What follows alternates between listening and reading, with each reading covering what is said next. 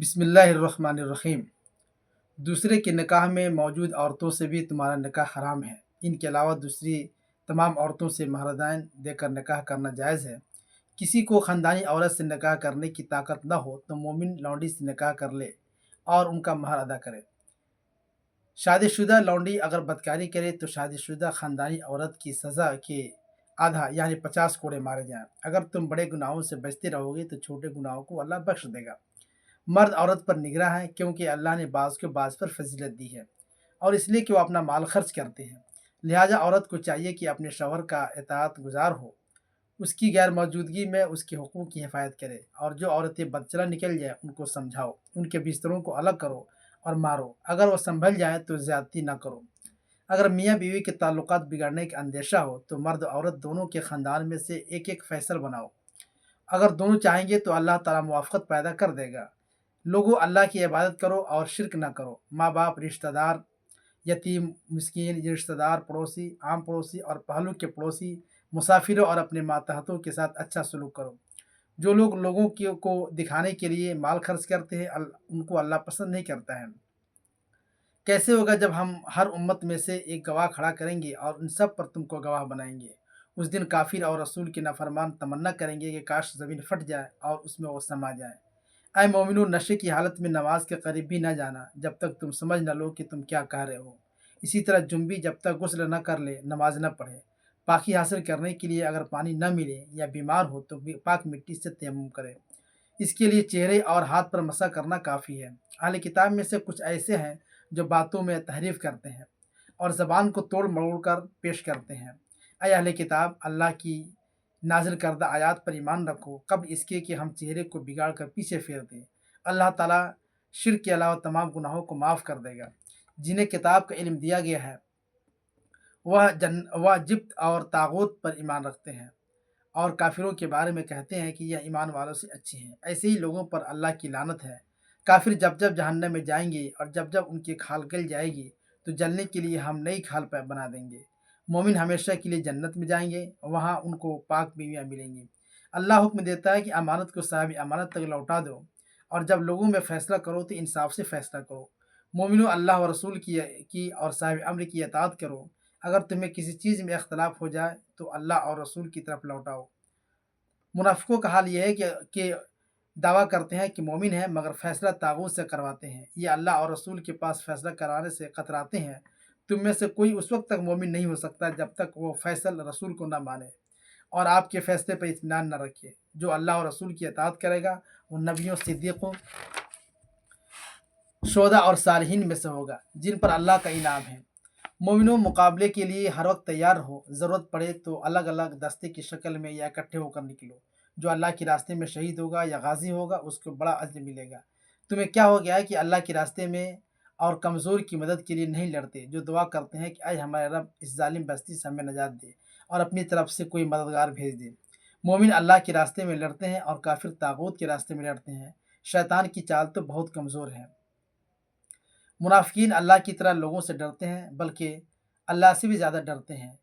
کہو کہ دنیا کا سامان بہت کم ہے اور آخرت بہت بہتر ہے۔ تم جہاں کہیں بھی رہو گے موت آ جائے گی، اگرچہ مضبوط قلعے میں بند رہو۔ ہم نے تجھ کو سارے انسانوں کے لیے رسول بنا کر بھیجا ہے۔ کیا لوگ قرآن پر غور نہیں کرتے؟ اگر یہ اللہ کے علاوہ دوسروں کی طرف ہوتا تو اس میں بہت سارے اختلاف ملتا۔ لوگوں کا حال یہ ہے کہ جب کوئی امن یا خوف کی باتیں آتی ہیں تو لے کر اڑنے لگتے ہیں، حالانکہ ان کو رسول یا صاحب امر تک پہنچانا چاہیے تاکہ صحیح نتیجہ نکل سکے۔ جب تم سے سلام کیا جائے تو اچھے طریقے سے جواب دو یا وہی الفاظ دہرا دو۔ اللہ تعالیٰ قیامت کے دن سب کو جمع کرے گا۔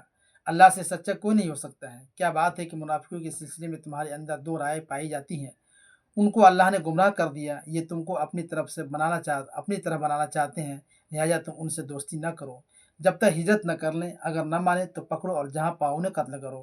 کسی مومن کے لیے جائز نہیں کہ کسی مومن کو جان بوجھ کر قتل کرے۔ اگر کسی نے غلطی سے قتل کر دیا تو ایک مومن غلام کی آزادی اور خون بہا دینا ہوگا۔ اگر مقتول کے وارث خون بہا معاف کر دیں تو دیگر بات ہے۔ اگر مقتول مسلمان تمہارے دشمن قوم سے ہوگا تو صرف مومن غلام آزاد کرنا ہے، اور اگر ایسی قوم سے ہو جس سے تمہارے اور اس کے درمیان معاہدہ ہو تو خون بہا اور ایک مومن غلام کو آزاد کرنا ہوگا۔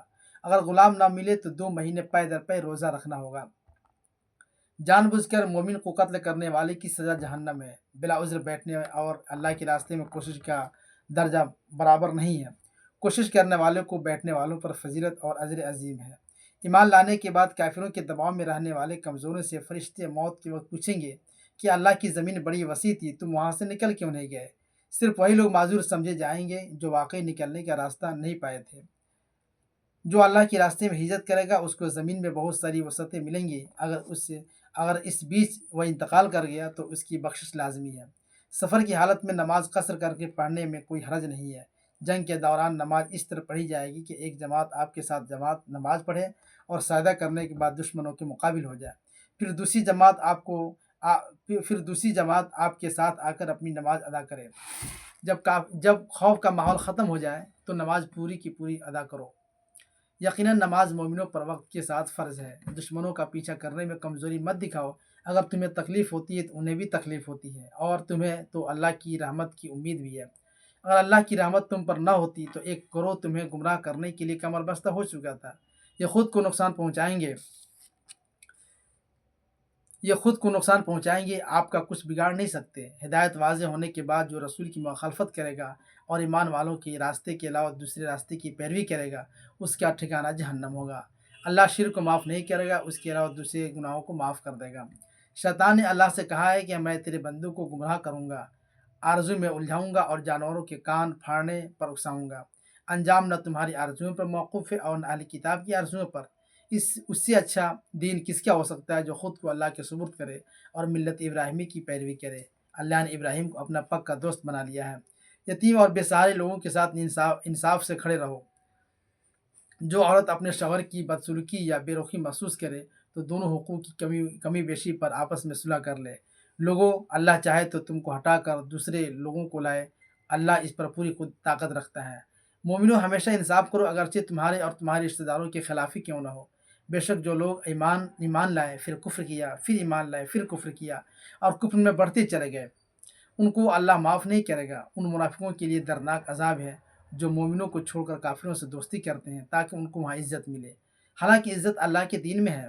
اللہ کا حکم یہ ہے کہ جہاں اللہ کی آیتوں کا انکار اور مذاق اڑایا جائے وہاں سے دور ہو جاؤ۔ کافر اور منافق ایک ساتھ جہنم میں جائیں گے۔